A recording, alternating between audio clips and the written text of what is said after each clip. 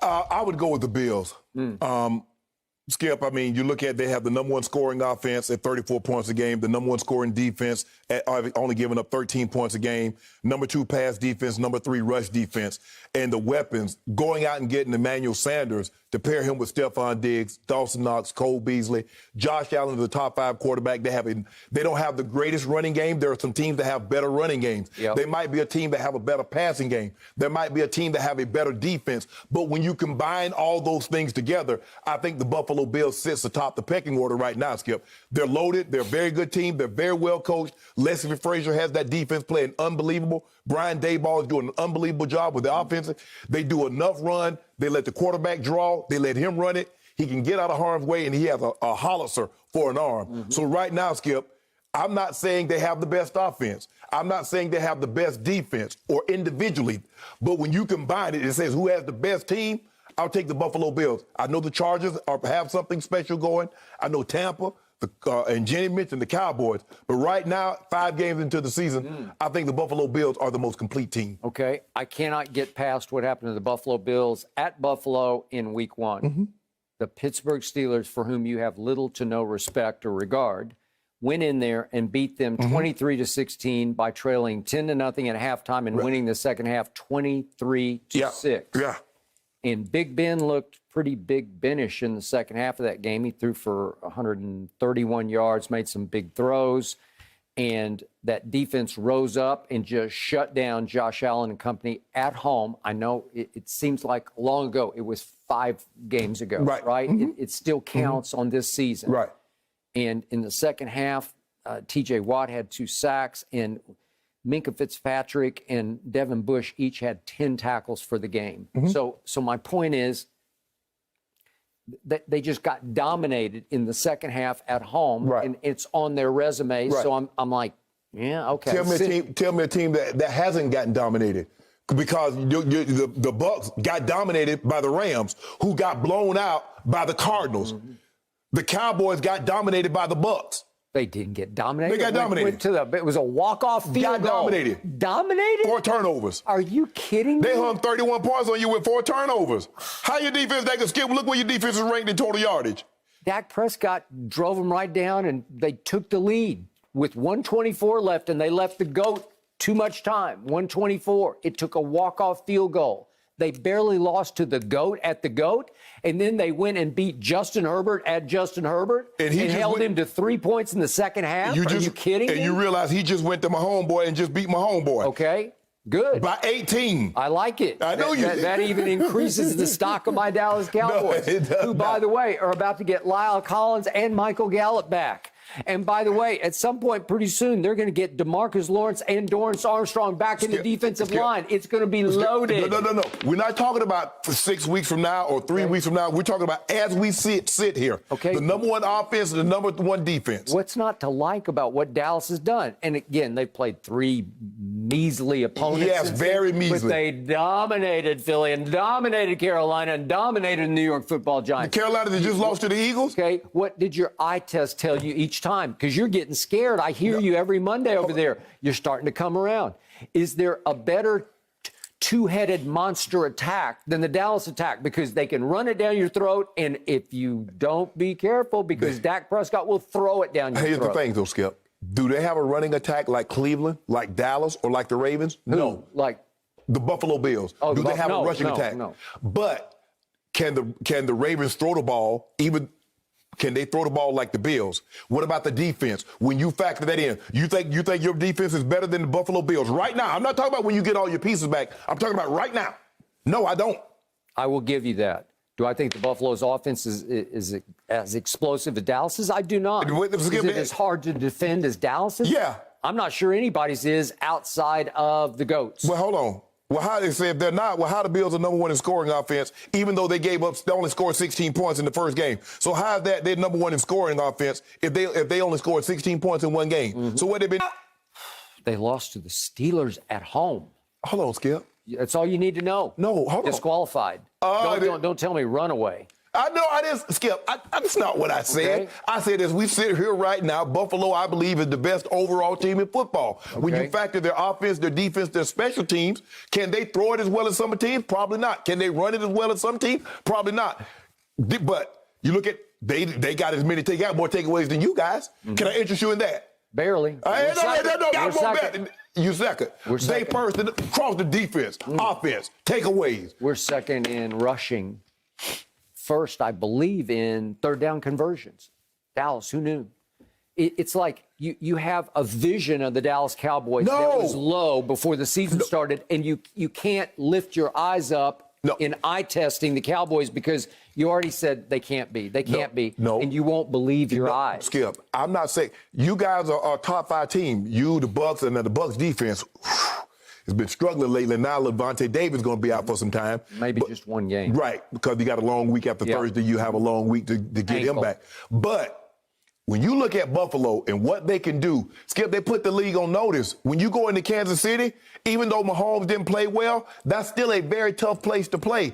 And he's still capable of putting up monster numbers. So I'm going to take Buffalo right now. Now, if we take this, take another test in 4 more weeks or 5 more weeks, it might change. But 5 weeks into the season. Okay. All right. Which brings me all the way full circle to my best team right here, right now. And I agree with everything you just said about the Buccaneers' defense or lack thereof. But I would like to leave you with a quote from one Leonard Fournette. He's talking about a conversation he had mid-game this past Sunday as they were obviously obliterating yet another opponent. Yeah, but somehow Tampa. Brady was still in there. Yeah, Brady was in there because they're so afraid of their defense. I was afraid. Don't do that, Skip. Okay, so Leonard Fournette said he had a conversation mid-game with Richard Sherman. And he says, Rich came up to me and said, man, I've never been part of a team with so much talent. Right. And I'm telling this, Leonard talking back to Richard, I'm telling him and excuse my language, but this SH is different. At any time you have multiple ... Hall of Fame players, Pro Bowl players, and we come out focused, we put our minds together and understand the game plan and stay focused for the course, for the whole game, because they do on offense because they got the GOAT in the huddle. Well, right now, I only see 2 Hall of Famers, Gronk and Brady. What other ones he see? I don't know. That Mike Evans is probably on the rise out there. And he said either Hall of Famers or Pro Bowl players. Because they're everywhere. Everywhere you look is a potential Pro Bowl player, but right? I believe Sherman's defense in Seattle was better than this defense. Okay. When you look at it from top to bottom, the defense. I will buy that. The offense? No. Okay. No. They're loaded offensively. My point is the offense is so loaded. It's playing at such a high level. I saw Steve Young on the ESPN pregame show last night saying, I'm sorry, but Tom Brady's the best quarterback in football. Well, I've been trying to tell you that. He is playing, to me, at the highest level, given also the weaponry around him, given the offensive line, which is superior. Tristan Wirfs just gets better and better, right tackle. He made the Pro Football Focus All-Star Team of the Week. Yeah. And I just look at it and I watch it function at the highest level. They're the best team because of that offense. Brady is leading the league in passing yards at age 44. Right. He's leading the league in air distance once again, how far you throw footballs, because they are no risk it, no biscuit, plus dink and dunk. Right. It's a tour de force, and they have 2 running backs. One's really playing at a high level, Fournette, and obviously Rojo is. Their running game, because, Skip, I bet you take Austin Eckler over Leonard Fournette or Rojo. Okay, I got it. But Leonard Fournette really fits what Brady wants to do. And little Gio Bernard is fitting because he caught the first touchdown pass the other day. He's got some James White going on, right? I don't know what's not to love about it because they go so deep at receiver. We haven't even seen little Scotty Miller yet this year. We saw him a couple of plays here and there. But my point is that everywhere I turn, I see depth at they've got 3 tight ends. Gronk hadn't even been playing. I think he might play this Thursday night, but O.J. Howard. I would hold him out again. Okay, well, they might because they probably think we can probably be okay at Philly. I think it'll be a battle, but they'll probably be okay. But the point is, with Cameron Brate and O.J. Howard, who caught a big ball the other day, and you said, oh, there he is, and he's still learning. But I've never seen such depth of firepower on one offense as I've seen on this offense with that guy operating at the highest level. It's hard for me. It's like they're in a league of their own right now on offense. I don't think anybody can touch them on scoring points. Well, I think but it's going to be very interesting because I think Buffalo can score with them. The question is, because that's what you're going to have to do, because the Bucs offense is going to put points on the board. Yep. And that's when you play Tom Brady, you got to be able to match it. You do. And so I believe that game is going to happen in December. It's going to be, that's going to be Tampa. Hopefully we got it. Do we got it? I'm not sure. We could check it out, but I hope so too. Yeah. There's a good chance we have. Yeah, that would be. But it's.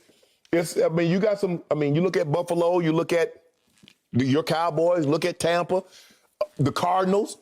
You know, because all of a sudden the Cardinals got a running attack. Edmonds. Is it Edmonds? Edmonds, yeah. He can run. They can run. Yeah, he can run the football. With James, sprinkle a little James Conner in there. They got Williams got dinged, but you look at their receiving court and that quarterback with them legs. No, I got it. It's just to me, Brady and company are up here. Right. But what now. about their defense?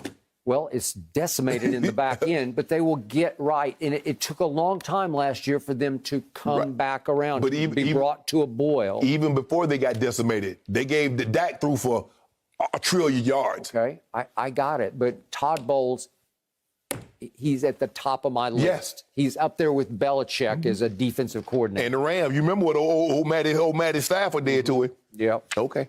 They played their Super Bowl the week before Brady and company were headed to Foxborough, and their minds were already in Foxborough. They weren't in Brady Los wouldn't allow that. Brady wouldn't allow that. I think he did for 1 week. He even let his inner circle do interviews with the New England media as they were preparing for the Rams.